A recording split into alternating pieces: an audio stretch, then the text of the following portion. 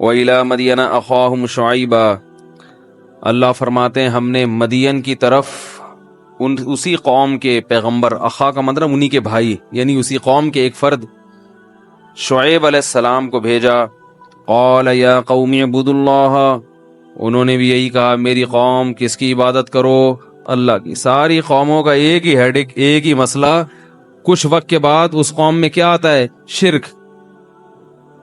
شیطان بھی وہ گناہ کرواتا ہے جس کے بخشش کا چانس ہے ہی نہیں، پھر وہ شرک کی طرف شروع ہو گئے۔ ما لکم من الہ غیرہ، اللہ کے سوا کوئی پکار کے لائق نہیں ہے۔ ولا تنقصوا المکیال والمیزان، ناپ تول میں کمی مت کیا کرو۔ اس قوم کی ایک الگ سے برائی یہ بھی تھی کہ یہ لوگ ناپ تول میں ڈنڈی مارا کرتے تھے۔ جب پیسے لیتے نا تو پورے درہم اور چاندی کے سکے گن کے لیتے تھے، لیکن ہر ایک نے ترازو کے باٹ جو ہے نا ان میں گڑبڑ کی ہوئی تھی۔ ترازو کے باٹوں میں کیا تھی؟ گڑبڑ، جس کو آج کل کہتے ہیں نا چونا لگا دیا، کسٹمر کو بیوقوف بنا دیا۔ تو یہ ان کے تاجروں میں یہ بیماری عام ہو گئی تھی، اس کو کمال سمجھا جاتا تھا۔ آج بھی بہت سے علاقوں میں دو نمبری کو کیا سمجھا جاتا ہے؟ کمال۔ بعض علاقے ایسے ہیں وہاں آپ جائیں، آپ مسافر ہونا، آپ ایڈریس پوچھیں تو غلط ایڈریس بتائیں گے اور اس پہ ہنستے ہیں پھر بعد میں کہ دیکھو ہم نے اس کو بیوقوف بنا دیا، وہ بیچارہ گھومتا رہے گا۔ بعض علاقے ایسے ہیں آپ وہاں جائیں، وہ ان کو اندازہ ہو جاتا ہے آپ کی زبان سے کہ کسی دوسرے علاقے سے آیا یہ، تو ٹیکسی والے کو آپ کہیں کہ میں نے فلاں ہوٹل پہ جانا ہے، فلاں جگہ جانا ہے، تو وہ بہت لمبا چکر گھما کے لے کے جائے گا اور بل بنا دے گا ٹھیک ٹھاک۔ اب تو گوگل میپ وغیرہ سے یہ فراڈ تھوڑا مشکل ہو گیا ہے، لیکن پہلے بہت ہوتا تھا۔ اور ہوٹل والوں سے بھی ٹیکسی والے نے سیٹنگ کی ہوتی ہے کہ کوئی مسافر آئے تو میرے پاس لے کر آنا، تمہارا اس کا اتنا کمیشن ہوگا اور مسافر کو نچوڑنا پھر میرا کام۔ یہ سب وہ حرام کاریاں ہیں جن کی طرف اس صورت میں سورہ ہود میں اشارہ کیا گیا ہے۔ کس کو؟ کسٹمر کو بیوقوف بنانا۔ تو کسٹمر کو یا انسانوں کو کسی بھی طرح سے بیوقوف بنایا جائے گا، ان کو نقصان پہنچایا جائے گا، یہ چیز اللہ کے غضب کو دعوت دیتی ہے۔ بہت غصہ آتا ہے اللہ کو کہ تمہارے ساتھ کوئی اگر ایسا کرے تو تمہیں غصہ آئے گا کہ نہیں آئے گا؟ اور ایک تو جرم، اوپر سے اس کو کمال سمجھتے ہیں، یعنی چوری اور اوپر سے سینہ زوری۔ تو بہت ہے، آپ بعض علاقوں میں جائیں وہاں کے تو مشہور ہیں ٹھگ، ہر آدمی دوسرے کو بیوقوف بنا رہا ہے۔ اب آپ یہ جو ٹریول ایجنسیاں ہیں نا جو حج اور عمرے پہ لے کے جاتی ہیں، زیادہ تر کی بات کر رہا ہوں، آپ کو یہاں سرخاب کے پر دکھائیں گے، یہ ملے گا، یہ ملے گا، یہ ملے گا۔ آپ نے پیسے جمع کرائے، جب آپ وہاں گئے آپ کو وہ سہولتیں نہیں مل رہی، آپ لڑتے ہیں، تو آپ کو کیا کہتے ہیں کہ حاجی کے لیے اور عمرہ کرنے والے کے لیے غصہ حرام ہے۔ فلا رفث ولا فسوق ولا جدال فی الحج، حج عمرے میں غصہ نہیں ہے۔ یہ جہنم میں انشاءاللہ الٹے لٹکے ہوئے ہوں گے۔ اللہ کی رحمت سے پوری امید ہے کہ تم ان لوگوں کے ساتھ زیادتی کر رہے ہو جن کو حج عمرے پہ لے کے جا رہے ہو، اور تمہیں بھی تو اللہ نے کہا ہے کہ معاملات میں دو نمبری مت کرو۔ اور یاد رکھو کبھی اگر فری میں عمرہ کا کوئی پیکج آئے نا تو اللہ کا واسطہ کبھی نہ کرنا۔ قرآن دازی میں نام آ جاتا ہے نا فری میں، کبھی وہ فری نہیں ہوتا۔ یہاں بھی حرام خور جھوٹ بولتے ہیں، میرا نام آ چکا ہے ایک دفعہ فری میں، تو ٹھیک ٹھاک میرا خرچہ ہو گیا تھا، ٹھیک ٹھاک۔ لچوڑتے ہی رہتے ہیں، اتنے پیسے رہ گئے، اتنے پیسے۔ بھائی فری کس بات کا ہے؟ اور اصل میں وہ تو بس یہ چیز فری تھی، تو کمبختوں پہلے بتاتے نا یہ چیز فری تھی، اس پہ فری کا لیبل کیوں لگایا آپ نے؟ یہ سب حرام خوریاں ہیں۔ کسی کا مال اس کی مکمل طیب خاطر کے بغیر آپ کے لیے لینا جائز، بولو بھائی، نہیں ہے۔ کلیئر بات کیوں نہیں کرتے بھائی فری کا عمرہ ہے لیکن اتنا خرچہ ہوگا، صرف یہ چیز فری ہے، پہلے بتا دو۔ یہ بھی گھٹیا طریقہ ہے، 499.99 روپے کی ہے یہ چیز، لکھا ہوتا ہے نا جگہ جگہ۔ یہ پنکھا 4,999 اشاریہ کے بعد 99 چھوٹا سا ڈالا ہوا ہوگا کیونکہ 5,000 کا لفظ ایک دم انسان کو کیا لگتا ہے؟ بڑا لگتا ہے نا، تو کہتے ہیں 5,000 سے کم. یہ نفسیات ہے نا، یہ سب گھٹیا طریقے ہیں پیسے کمانے کے. بھائی 4,999.99 کا کیا تک بنتا ہے؟ 5,000 لکھ دو سیدھا سیدھا. یہ سب کیا طریقے ہیں لوگوں کو دکان کی طرف گھسیٹنے کے؟ بولو نا بھائی، گھٹیا طریقے ہیں، غیر اخلاقی طریقے ہیں. ایک نفسیاتی طور پر اس کو متاثر کرنا. رزق دینے والی ذات کس کی ہے؟ اللہ کی. آپ کاروبار کریں استغنا کے ساتھ، آپ لا کے مارکیٹ میں چیز رکھیں، بھائی اتنے کی چیز ہے، ٹھیک ہے، بارگیننگ کر کے آپ کوشش کریں کہ قیمت بڑھائیں، وہ کوشش کرے گا قیمت کم کرے گا. یہ تو ہوتا ہے تجارت میں. لیکن اس کے علاوہ جو غیر اخلاقی طریقے، غیر اخلاقی گھٹیا طریقے، یہ اللہ کو پسند نہیں ہے. ٹیکسی والا وہ الو بنانے کے چکر میں لگا ہوا ہے، رکشے والا وہ الو بنانے کے چکر میں لگا ہوا ہے. آپ جاؤ نا کسی دکان کے پاس، دکان پہ کچھ پھل ول خریدو، کچھ خریدو، تو وہ آپ کے لیے اتنا ریٹ ہے. ابھی کل میں کچھ خریدنے گیا تھا، پتہ نہیں میں کیا خرید رہا تھا، میرے ذہن سے نکل گیا. میں گیا ہوں تو وہ، حالانکہ میں پہلی دفعہ گیا ہوں اس دکان پہ، تو کیا کہہ رہے آپ ہمارے پرانے کسٹمر ہیں، میں آپ کو 2 نمبر چیز خام خمیں، میں آپ کو 2 نمبر چیز نہیں دوں. اور یہ بھی ہے، یہ سستا والا ہے، یہ مہنگا والا ہے. جو نیا آدمی ہوتا ہے اس کو تو میں یہ پکڑا دیتا ہوں، لیکن چونکہ مجھے پتا ہے آپ نے بار بار آنا ہے تو یہ لے لو. بعض دفعہ اس میں دکاندار صحیح بھی کہہ رہا ہوتا ہے، لیکن اکثر اوقات وہ بیوقوف بنا رہا ہوتا ہے. ایک صاحب مجھے کہنے لگے، یہ جو ہے نا کیا کہتے ہیں، یہ ایک زعفران، یہ بڑی زبردست چیز ہے صحت کے لیے. زعفران، بھٹے کے جو بال ہے نا اس کی طرح کی ہوتی ہے. ایک صاحب کہنے لگے مارکیٹ میں گیا، 2 نمبر زعفران مہنگی دے رہا تھا اور 1 نمبر سستی، تاکہ کسٹمر 2 نمبر زیادہ خریدے. اس کو پتا ہوتا ہے کہ اس کسٹمر کو کیسے الو بنایا جائے گا، اس گاہک کو کیسے الو. اس کو بتایا کہ یہ بھی ہے یہ بھی ہے. 2 نمبر پہ مارجن آف پروفٹ چونکہ زیادہ ہے، لہذا اس کی قیمت زیادہ رکھی ہے. کیونکہ جو زعفران کھانے والے لوگ ہیں اکثر مالدار ہی ہوتے ہیں، وہ پھر کم قیمت یا زیادہ قیمت نہیں دیکھتے. تو اس کو بیوقوف کیسے بنا رہا ہے کہ جو 2 نمبر ہے نا اس کو کیا کر رہا ہے؟ مہنگا کر کے بیچ رہا ہے. اب لوگ دھڑا دھڑ وہاں سے خریدنے، دھڑا دھڑ خریدنے کہ ماشاءاللہ بھائی مہنگی چیز لے کر آ رہے ہیں. تو یہ سب ہمارے معاشرے میں ہول سیل کے حساب سے ہو رہا ہے. تو قرآن میں اس پر بڑی شدید وعید ہے، بڑی شدید وعید ہے. وَيْلٌ لِّلْمُطَفِّفِينَ الَّذِينَ إِذَا اكْتَالُوا عَلَى النَّاسِ يَسْتَوْفُونَ وَإِذَا كَالُوهُمْ أَوْ وَزَنُوهُمْ يُخْسِرُونَ أَلَا يَظُنُّ أُولَٰئِكَ أَنَّهُمْ مَبْعُوثُونَ. فرمائے یہ لوگ جو تجارت میں، خرید و فروخت میں لوگوں کے ساتھ دھوکہ کرتے ہیں، ان کو علم نہیں ہے کہ ایک دن قیامت کا آنے والا ہے جس دن ان سب نے اللہ کے سامنے کھڑے ہو کر حساب دینا ہے. تم یہ سمجھ رہے ہو عدالت میں کوئی کیس نہیں بن سکتا؟ ان عدالتوں کی اس کے مقابلے میں کوئی اوقات نہیں ہے. یہ تو کچھ بھی نہیں ہے، یہ تو تھوڑا بہت معاشرے کو کنٹرول کرنے کے لیے ہیں. یہ یہاں تو جج خود لٹکے ہوئے ہوں گے قیامت کے دن ان عدالتوں کے. یہاں تو سب سے زیادہ آخرت کی جو عدالت ہوگی اس میں سب سے زیادہ وکیل لٹکے ہوئے ہوں گے کہ نہیں ہوں گے، جن کا کام ہی لوگوں کو انصاف دلانا تھا. تو ان عدالتوں کی کوئی ویلیو ہے؟ بولو بھائی. جس عدالت میں قیامت کے دن، جس عدالت میں انصاف دلانے والے وکیل سب سے زیادہ قیامت کے دن لٹکے ہوئے ہوں گے، وہ سارے وکیل نہیں ہوتے، زیادہ تر کی بات کر رہا ہوں. اقبال نے کہا تھا نا، پیدا ہوا وکیل تو شیطان نے کہا لو آج میں بھی صاحب اولاد ہو گیا. اللہ نے مجھے بھی ایک بچہ دے دیا، اب مجھے لوگوں کو بہکانے کی ضرورت نہیں ہے.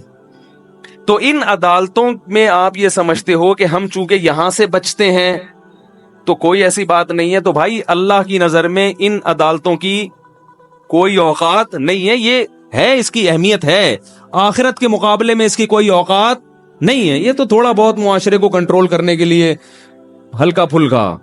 اصل عدالت تو جو خدا ہے، جو مالک الملک ہے، وہ عدالت قائم کرے گا. تو اللہ کہتے ہیں الا یظن اولئک انہم مبعوثون، ان کو پتہ ہی نہیں ہے کہ ایک دن قیامت کے دن اللہ کے سامنے لوگوں نے کھڑے ہو کر حساب دینا ہے. ویلون، تباہی ہے ان کے لیے، برباد ہو جائیں گے یہ. تو اللہ کو بڑا غضب آتا ہے. ایک بات خوب یاد رکھو، ہم لوگ جرم کی نوعیت جو دیکھتے ہیں نا، وہ اس حساب سے دیکھتے ہیں کہ اس جرم سے سامنے والے کو کتنا نقصان ہو رہا ہے، لہذا اس کی سزا اتنی ہونی چاہیے. یہ دنیا کا اصول ہے، آخرت کا یہ نہیں ہے. بات آ رہی ہے سمجھ میں؟ مثال کے طور پر ہم نے کسی کو ٹھگا، بیوقوف بنایا، لاکھ روپے کی چیز اس کو جاپان کی، میڈ ان جاپان کہہ کے 1.5 لاکھ کی بھیج دی، 50,000 کا بیوقوف بنایا نا ہم نے اس کو. تو دنیا میں جب کیس چلے گا تو سزا کتنی ہوگی؟ 50,000 کا جرمانہ آئے گا. بھائی آپ نے جھوٹ کتنا بولا ہے؟ 50. لیکن آخرت میں ایسا نہیں ہے. آخرت میں ایسا، اللہ تعالی کے ہاں جو کیس چلے گا وہ کسی اور حساب سے چلے گا کہ تو نے کسی کو دھوکہ کیوں دیا. وہ میری مخلوق، وہ میرا بندہ، اور تو بھی اس دنیا میں غلام ہے، تو اس بات کا پابند تھا کہ میرے احکام کو فالو کرتا. جب میں نے تجھے منع کیا کہ دھوکہ دینا حرام ہے تو تو نے اس کی نافرمانی کر کے کس کی توہین کی ہے؟ اللہ کے دین کی، اللہ کے حکم کی توہین کی ہے. تو قیامت کے دن جو کیس چلے گا وہ اللہ کے احکام کو فالو نہ کرنا، اس حکم کی دھجیاں اڑانا، اس کے حساب سے کیس چلے گا. اور یہ جرم کوئی معمولی جرم نہیں ہے، لہذا اس پر اللہ نے جہنم کی آگ رکھی ہے. کیونکہ کیس کی جو نوعیت ہے نا وہ مختلف اعتبار سے کیا ہوتی ہے؟ وہ بدل جاتی ہے. آپ اپنے باپ کو منع کر دیں کہ میں آپ کی خدمت نہیں کروں گا، اور آپ ایک دوسرے آدمی کو منع، باس کو منع کر دیں، تو جرم تو ایک ہی جیسا ہے، مگر دونوں کی نوعیت میں فرق. ایک باپ کی نافرمانی کہلائے گی اور ایک باس کی نافرمانی کہلائے گی. تو یاد رکھو، اسی طرح دنیا میں جو کیس چلتا ہے وہ اس پر کہ اس نے ایک ملک تھا، اس کی اسٹیٹ کے حکم کو توڑا ہے یا کسی انسان کو نقصان پہنچایا ہے. لیکن آخرت میں جو کیس چلے گا وہ اس بیس پر کہ اس نے اس کائنات کو پیدا کرنے والا رب، جس نے اس کو کھلایا پلایا جوان کیا، تمام نعمتیں عطا کی، اس نے اپنے اس محسن کی بات نہیں مانی. جیسے باپ اپنے بیٹے سے کہتا ہے کہ بیٹا دیکھ، یہ تیرا دوسرا بھائی ہے نا، تو اس کے ساتھ ناانصافی نہ کرنا. اب آپ نے ناانصافی کی تو باپ 2 تانے دے گا. ایک تو یہ کہ تو نے اپنے بھائی کے ساتھ ناانصافی کی، دوسرا یہ کہ میں تیرا باپ تھا، میں نے تجھے منع بھی کیا تھا، تو تو نے میرا بھی دل دکھایا ہے. تو یہاں جرم کی نوعیت، بولو نا بھائی، بڑھ جائے گی. تو اللہ کو غصہ آتا ہے کہ میں تمہیں کھلاتا ہوں پلاتا ہوں، سب کے پیٹ بھرے ہوئے ہیں اور ان کمبختوں کی توندیں تک نکلی ہوئی ہیں، اتنا کھا رہے ہیں یہ، اور پھر لوگوں کو ٹھگ رہے ہو تم کہ پیسہ نہیں ہے، غربت نہیں ہے. آج کل 2 نمبری کے بغیر چلتا ہی نہیں ہے. کیسا اللہ تعالیٰ ایک چیز سے بچائے، ناشکری سے. میں آپ کو صحیح بات بتاؤں، بڑے بول سے اللہ بچائے. میں جب ٹوٹا پھوٹا دین کی طرف آیا نا، مدرسے کی طرف، تو اسباب اور وسائل ختم، لیکن دل میں ایسا استغنا پیدا ہوا کہ مجھے ایسا لگتا تھا مجھ سے بڑا سیٹ دنیا میں کوئی ہے ہی نہیں. اور میں لوگوں کو دیکھتا تھا کہ یار ان کے پاس وسائل بہت ہیں مگر دل نہیں. ہر وقت ایسے چہرے پہ مرجھائے ہوئے جیسے ان کو قحط میں پڑے ہوئے ہیں یہ. تو میں اللہ سے شکر ادا کرتا تھا کہ اللہ، ہمارے پاس کچھ بھی نہیں ہے مگر ایسا لگتا ہے کہ سب کچھ، یعنی لوگوں کے لحاظ سے بات کر رہا ہوں، لیکن الحمدللہ سب کچھ ہی ہے ہمارے پاس. لوگوں کے حالات دیکھو تو غم، ٹینشن، پریشانی. بھائی تمہارے پاس تو ہم سے کروڑا گنا زیادہ ہے، کیا ہو گیا؟ تو پتہ یہ چلتا ہے کہ یہ عذاب ہے اللہ کا، جو کہاں نازل ہوتا ہے؟ دل پر. اللہ کی نافرمانی کرنے سے جو عذاب آتا ہے نا، جب اللہ کو بھلا دو گے. قرآن جگہ جگہ کہتا ہے نسوا اللہ فانساہم انفسہم، انہوں نے اللہ کو بھلا دیا، اللہ نے ان کو ان کا آپ بھلا دیا. یعنی ان کو خود اپنا ہوش اب نہیں ہے کہ کس چیز میں سکون ہے اور کس چیز میں بے سکونی. تو اس لیے میرے بھائی، دنیا کی لالچ، ایماندار بننا اس وقت تک ممکن نہیں ہے جب تک دل میں دنیا کی محبت ختم نہیں ہوتی. آپ چاہتے ہو کہ لالچ رہے لیکن ایمانداری سے چلو، پھر نہیں ہو سکتا. پھر آپ یہی کہو گے یار کیسے؟ بھائی غریب بننے پر دل سے راضی ہو جاؤ. کیا ہو جاؤ؟ پیسہ کماؤ لیکن غربت کے لیے ہر وقت تیار رہو ذہنی طور پر. غریب بن گئے تو کچھ بھی نقصان نہیں ہے مسافر خانہ ہے, رکشا چلائیں گے, ریڑھی لگائیں گے, ٹماٹر بیچیں گے, کیا ہو جائے گا یار, کیا ہو جائے گا بھائی؟ حالانکہ ایسا ہوتا نہیں ہے, ایمانداری سے چلو گے نا, تھوڑی آزمائش آتی ہے, اللہ پھر نواز دیتا ہے. ایک مثال دے رہا ہوں, ذہنی طور پر ٹماٹر کے لیے تیار, کوئی بات نہیں ٹماٹر بیچیں گے. لوگ کیا کہیں گے, یار تو ایسا آدمی تھا, تو ٹماٹر کے قابل تو نہیں تھا. آپ بولیں تھا, اب نہیں ہوں, ختم ہو گئی بات. پہلے تھا میں ایسا, اب کیا ہوں, اب میری یہی اوقات ہے. تو نے اکھاڑنا ہے تو کچھ اکھاڑ لے, ہیں تو نے کچھ اکھاڑنا ہے تو اکھاڑ لے, تیرا کیا جا رہا ہے. اب یہ کہ اس کی عزت ہوگی, آپ کی عزت نہیں ہوگی, تو کوئی مسئلہ نہیں ہے بھائی, تھوڑے دنوں میں مر جائے گا تو اس کی بھی نہیں ہوگی اور پھر آپ کی بھی نہیں ہوگی. مسافر خانہ ہے, ٹماٹر والا بھی قبرستان جاتا ہے, اور چیف آف آرمی اسٹاف بھی کہاں جاتا ہے میرے بھائی. قبر میں جانے کے بعد پتا چلتا ہے, قبر کھود کے دیکھو تو یہ ٹماٹر والے کی قبر تھی, یا یہ کوئی بہت بڑے کوئی وزیر اعظم کی قبر تھی, پتا چلتا ہے. دنیا ہے, مسافر خانہ ہے, دل لگانے کی جگہ نہیں ہے. تو جب تک یہ سوچ نہیں بنے گی نا, انصاف نہیں ہو سکتا, انصاف نہیں ہو سکتا. تو شعیب علیہ السلام قوم کو سمجھا کے تھک گئے کہ ناپ تول میں کمی مت کرو, تجارت ایمانداری سے کرو. قوم کی سمجھ میں بات نہیں آ رہی. تو ہم ذرا مکالمہ پڑھتے ہیں, کیا شعیب علیہ السلام نے کہا, قوم نے جواب میں کیا کہا. اللہ کو کیسا وہ منظر اچھا لگا شعیب علیہ السلام کا, ہزاروں سال پہلے کے واقعات اللہ ہمیں جو کتاب دے رہے ہیں نا, اس میں ہمیں سنا رہے ہیں. حالانکہ قصہ پرانا ہو گیا, یہ قصہ کیا ہو گیا, پرانا. وہ قوم بھی چلی گئی, اس کی باقیات بھی نہیں ہے, کوئی اولاد بھی نہیں ہے جو کہیں کہ ہمارے باپ دادوں کے قصے سنا رہے ہیں, سب فنش. لیکن اللہ ہمیں سنا بھی رہے ہیں, اور ان قصوں کو, واقعوں کو اللہ نے محفوظ بھی کر لیا. رمضان میں دہرائی بھی ہوتی ہے, اور قیامت تک اللہ یہ واقعات ہمیں سناتا رہے گا, بتاتا رہے گا کہ میں نے حجت تام کر لی ہے, تمہاری مرضی, 2 نمبری کرو یا لوٹ کھسوٹ میں لگے رہو, اسٹیل ملیں بنا لو, 5 ارب لے کے بھاگ جاؤ یہاں سے. خون, آج کوئی بتا رہا تھا ماشاءاللہ ایک سیاسی جماعت کے بارے میں, کہ زکوٰۃ کی جو رقمیں کٹتی ہیں نا بینکوں سے, کروڑوں روپے ماشاءاللہ طبیعت کے ساتھ وہ ہمارے سیاستدان الحمدللہ کھاتے ہیں. تو یاد رکھو, ان سیاستدانوں پہ افسوس نہ کیا کرو کہ یار 1 کروڑ روپے زکوٰۃ کے کھا گئے. افسوس نہیں کیا کرو, بلکہ ترس کھایا کرو. کیا کھایا کرو, ترس. کہ دنیا کے چند ٹکے کھانے کے بعد کر کیا رہے ہیں, اپنی آخرت کو برباد. نوح علیہ السلام کہتے تھے نا, ان تسخروا منا, تم مذاق اڑا لو ہمارا, فإنا نسخر منکم, ان قریب ہم مذاق اڑائیں گے تمہارا. کہ اتنی موٹی سی بات تھی, وہ تمہاری سمجھ میں نہیں آئی. تو یہ ترس کھانے کی, وہ 1 کروڑ کھا گیا, وہ 2 کروڑ کھا گیا. ہاں غصہ اس پر آتا ہے کہ جن غریبوں کا نوالا کھینچا ہے نا, ان کی حالت جب دیکھتا ہے انسان, کتنی غربت ہے. بعض علاقوں میں بڑی غربت ہے اب بھی. بہت سے لوگ ہیں جن کیسے وہ بےچارے پھر رہے ہوتے ہیں محنت مزدوری کر کے, اور کیسے دہاڑیاں کما کے گھر لے جا کے, ان کو گوشت کھانا نصیب نہیں ہو رہا, اور وہ زکاتیں کون کھا رہے ہیں. ایک سیاسی جماعت ہے, زکات کھانے میں ورلڈ ریکارڈ قائم کیا ماشاءاللہ, اس طبیعت سے کھاتی ہے. تو اللہ تعالیٰ نے شعیب علیہ السلام کا واقعہ بیان کیا. وَإِلَىٰ مَدْيَنَ أَخَاهُمْ شُعَيْبًا قَالَ يَا قَوْمِ اعْبُدُوا اللَّهَ مَا لَكُم مِّنْ إِلَٰهٍ غَيْرُهُ وَلَا تَنقُصُوا الْمِكْيَالَ وَالْمِيزَانَ. کیل اور وزن میں کمی, کیل کہتے ہیں ایسے کر کے ناپنا, جیسے بالش سے یا گز یا فٹ وغیرہ کے ذریعے ناپنا, اور وزن کا مطلب تول کے. انی اراکم بخیر, میں تمہیں اچھی کنڈیشن میں دیکھتا ہوں. کوئی قحط پڑا ہوا ہو نا, پیٹ کمر سے چپک گیا, کھانے کو نہیں مل رہا, بھوک سے مر رہا ہے, تو پھر شریعت نے چوری کی بھی اجازت دی ہے موت سے بچنے کے لیے, سمجھ رہے ہیں. لیکن وہاں بھی کہا ہے کہ چوری کر کے کھا لو, جب پیٹ بھر جائے نا پھر کما کے جس کی چوری کی ہے اس کو پیسے واپس کر دو. وہاں بھی ہڑپ کرنے کی اجازت. فقہاء نے مسئلہ بیان کیا ہے کہ ایک آدمی بھوک سے نڈال ہو گیا, اور اس کے پاس اب اس کو خطرہ ہے کہ میں بیمار نہ ہو جاؤں, اتنی بھوک ہے, تو وہ جائے 2 پراٹھے اٹھا کے لے آئے, کھا لے کسی سے بھی ہوٹل سے, یا کسی سے بھی جان بچائے اپنی نا. لیکن پھر کیا کرے, ڈائری میں لکھ لے کہ اس ہوٹل کے 2 پراٹھوں کے پیسے میں نے دینے ہیں. زندگی میں دے سکا تو زندگی میں, ورنہ وصیت کر کے جائے.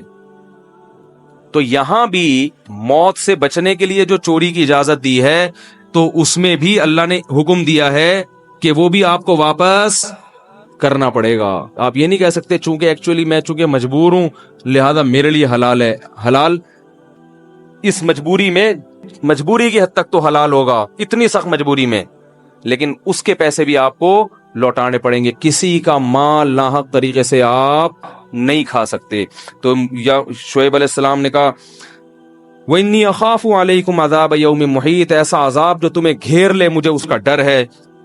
وَلَا تَبْخَسُوا النَّاسَ أَشْيَاءَهُمْ وَلَا تَعْثَوْا فِي الْأَرْضِ مُفْسِدِينَ بَقِيَّةُ اللَّهِ خَيْرٌ لَكُمْ، حلال طریقے سے کماؤ، جتنا بچ جائے وہ تمہارے لیے بہتر ہے. قالوا یا شعیب اصلاتک تأمرک ان نترک ما یعبد آباؤنا، کیسی عجیب آیت ہے. اے شعیب تیری نماز تجھے اس بات کا حکم دیتی ہے کہ ہم اپنے باپ دادا کے دین کو چھوڑ دیں، وَأَن نَفْعَلَ فِي أَمْوَالِنَا مَا نَشَاءُ، یا ہم تجھ سے پوچھ کے بزنس کیا کریں. بہت مشکل ہے سمجھانا بھائی، کیسے عجیب الفاظ ہیں یا نہیں ہیں. اے شعیب تو نماز پڑھتا ہے، روزے رکھتا ہے، مسجد میں عبادت کرتا ہے، ہمیں بہت اچھا لگتا ہے، کیا کر یہ کام، لیکن نماز کا مطلب یہ تو نہیں ہے کہ ہمارے بزنس میں بھی تو دخل اندازی شروع کر دے. کیا ہو گیا بھائی؟ یہی تانے آج کل مولویوں کو دیے جاتے کہ نہیں دیے جاتے؟ بھئی یہ مولانا لوگ ہیں، یہ تبلیغ میں لکھ لیں، یہ بچے کے کان میں اذان دیں، یہ کسی کی ختنے کی تقریب میں جائیں، یہ کسی کی قرآن خوانی میں جائیں، مردے کو نہلانا ہو وہاں جائیں، کسی کا نکاح پڑھانا ہو، ٹھیک ہے بھائی، بہت اچھی بات ہے، علماء سے یہ کام کروانے چاہیے، لیکن یہ ہمیں بتائیں گے کہ تجارت ملک میں کیسے ہونی چاہیے ہیں؟ یہ ہمیں سمجھائیں گے؟ یہ مولوی ہمیں سمجھائیں گے؟ یہ ہمیں سمجھائیں گے کہ سیاست کیسے ہونی چاہیے؟ ان کو تو انگلش نہیں آتی. وہ تو شکر ہے اس زمانے میں انگلش تھی نہیں، ورنہ شعیب علیہ السلام کو میں بار بار بتا دوں انگلش کے ہم خلاف نہیں ہے، بہت ضروری زبان ہے، سیکھیں، مگر یہ کوئی سیدھے راستے کا معیار نہیں ہے.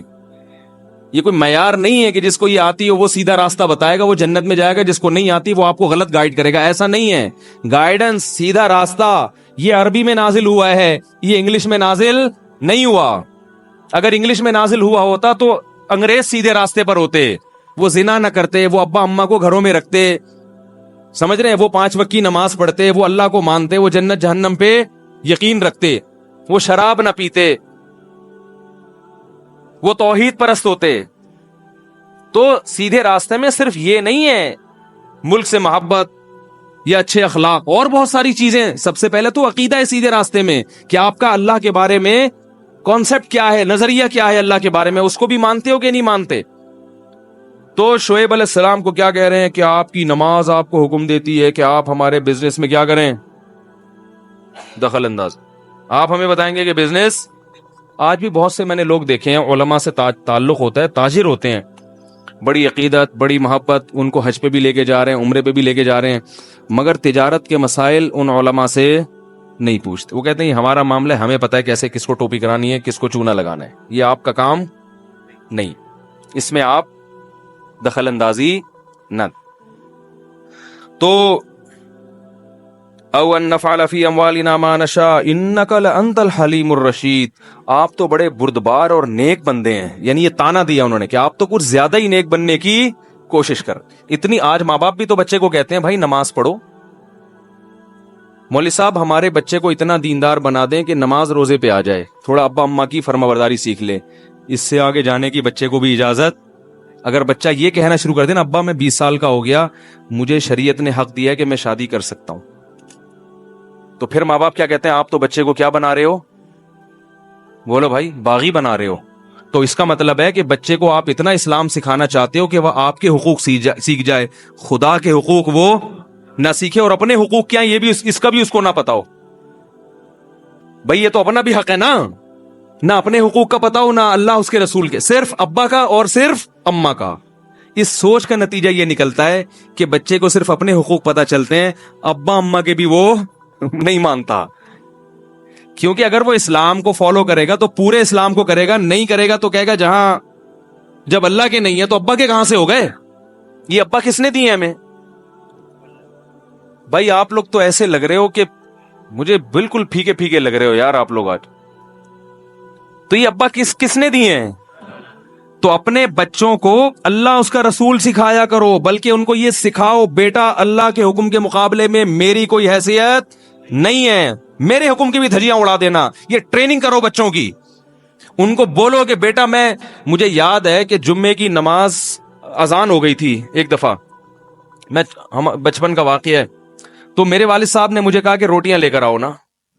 میں نے کہا والد صاحب سے کہ جمعے کی اذان ہو گئی ہے اور اذان کے بعد خرید و فروخت منع ہے. حالانکہ والد صاحب کو بھوک بھی لگ رہی تھی، تھوڑا سا وقتی طور پہ ناراض ہوئے، لیکن پھر الحمدللہ خوش ہوئے. وہ پھر انہیں دوبارہ نہیں مجھے کہا، ان کی توجہ نہیں تھی نا اس طرف. تو میں نے کہا بھائی جمعے کی اذان کے بعد خرید و فروخت کیا ہے؟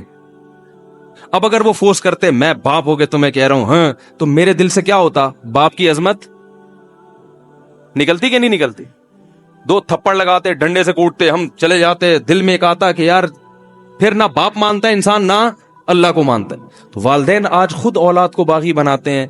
بھائی ان کو سکھاؤ کہ بیٹا اللہ پہلے دیکھو، اللہ کو مان لیا نا تو خدا کی قسم وہ تمہاری ایسی خدمت کرے گا جس کا تم تصور بھی نہیں کر سکتے. کیونکہ اللہ نے کہا ہے کہ میرے بعد سب سے پہلے کون ہے؟ باپ اور ماں، بیوی بچے بعد میں تمہارے والدین پہلے. اور ان کو خوش کیے بغیر تم جنت میں نہیں جا سکتے، ان کو ناراض کر کے تم جنت میں نہیں جا سکتے.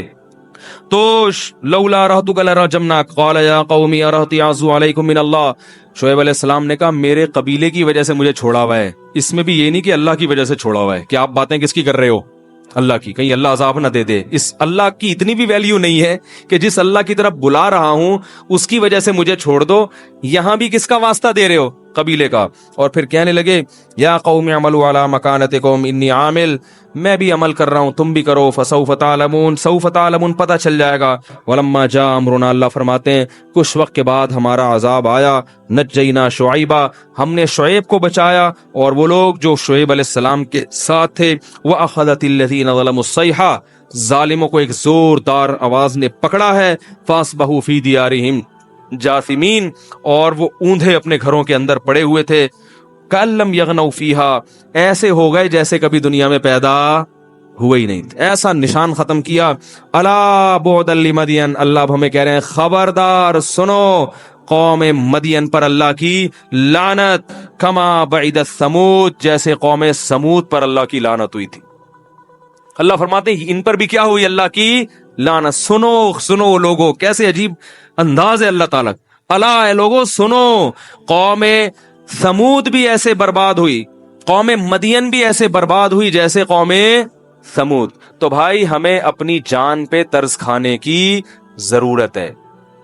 یہ نبی کی دعا ہے کہ اس امت کو اجتماعی عذاب سے ہلاک نہیں کیا جائے گا، کیونکہ نبی کے بعد کوئی دوسرا نبی نہیں آئے گا. اس لیے اللہ نے اس امت کو گمراہی پہ جمع ہونے سے بچا لیا. لیکن انفرادی عذاب آئیں گے. سب سے بڑا انفرادی عذاب ہے بے سکونی کا. سب کچھ ہے مگر سکون نہیں ہے، کیونکہ اپنی مرضی کی زندگی گزارنا چاہتے ہو نا. اللہ کہتا ہے جب اپنی مرضی کی گزار لے تو پھر ٹھیک ہے. جیسے آپ کسی ڈاکٹر کے پاس آئیں، ڈاکٹر نے آپ کو دوا دی، یہ پیناڈول 2 گولی صبح، یہ آگمنٹن 24 گھنٹے میں 1 دفعہ. اب آپ ڈاکٹر سے بحث کر رہے ہیں، ڈاکٹر صاحب مجھے آپ یہ اینٹی بایوٹک 500 mg کی کیوں دے رہے ہیں، 250 کی دے دیں، اور یہ والی کیوں دے رہے ہیں، وہ والی کی. آپ زیادہ بحث کریں گے تو ڈاکٹر کہے گا تو خود کر لے بھائی علاج اپنا جا کے، ہیں ٹھیک کہے گا نا. تو ایسا کر یہاں سے جا، تو جو تجھے سمجھ میں آتا ہے نا میڈیکل سے وہ دوائیں لے لے. تو کیا خیال ہے پھر ٹھیک ہو جاؤ گے اور بیمار ہو جاؤ گے. تو اللہ بھی یہ کہتے ہیں کہ بھائی تجھے سکون چاہیے ہے، بھائی تجھے اطمینان کی زندگی چاہیے، پاکیزہ زندگی چاہیے. تو میں کہہ رہا ہوں اس طریقے سے ملے گی یہ زندگی. آپ کہہ رہے ہیں نہیں بھائی یہ والا طریقہ نہیں، میں اخپل طریقے سے، وہ پشتو کا لفظ ہے نا اخپل، میں اخپل طریقے سے کیا کروں گا، زندگی گزاروں گا. اللہ کہتے ہیں پھر گزار لے. پھر کیا کرے گا؟ خودکشیاں کرے گا، ڈپریشن کا مریض بنے گا، گھروں میں توڑ پھوڑ کرے گا. ہاں وہ کہتے ہیں نا میٹر گھوم جاتا ہے میرا بات پہ اسٹریس میں، ڈپریشن میں، اور ایک خوش زندگی ہے ہی نہیں. زندگی سے سکون اور خوشیاں، سب کچھ ہو کے بھی بے سکونی. کمال تو یہ ہے سب کچھ ہو کے بھی کیا ہے، بے سکونی ہے. تو یہی ہے کہ جب اخپل طریقے سے زندگی گزارو گے تو اللہ کہے گا پھر گزار لو اور دیکھ لو تمہیں سکون ملتا ہے یا نہیں ملتا. لیکن پھر اتنا گمراہی کے دلدل میں چلتے چلے جاؤ گے کہ پھر واپسی کا آپشن ختم ہو جائے گا. تو بہتر ہے اس سے پہلے ہم آ جائیں. اللہ تعالیٰ ہم سب کو سمجھنے کی عمل کی توفیق عطا فرمائے. وقت بہت زیادہ ہو گیا ہے, یہ پرچیاں پھر کل دے دینا. سبحانک اللہ.